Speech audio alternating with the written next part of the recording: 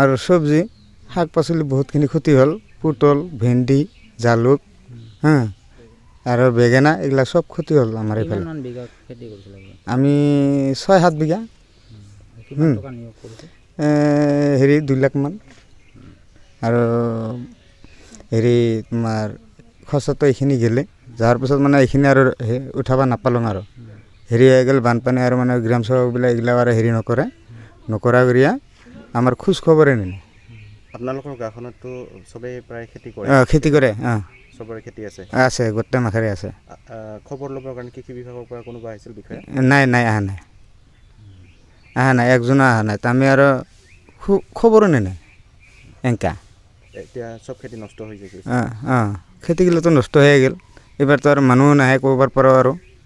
নাহাৰ পিছত মানে আমি আৰু কি কৰিম সেনেকৈ আৰু বহি আছোঁ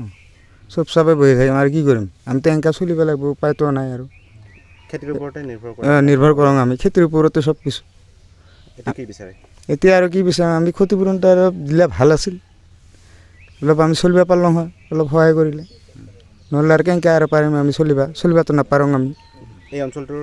প্ৰত্যেকজন খেতিয়কৰে খেতি নষ্ট হৈছে হৈছে গোটেই মাখাৰ হৈছে মানে এইফালৰ পৰা আমাৰ এইফালে এইখিনি গাঁৱতে পূৰা আছে আৰু পূৰা গাঁৱতাৰে হেৰি হয় আণ্ডাৰত এইফালে গোটেই মাখা হ'ল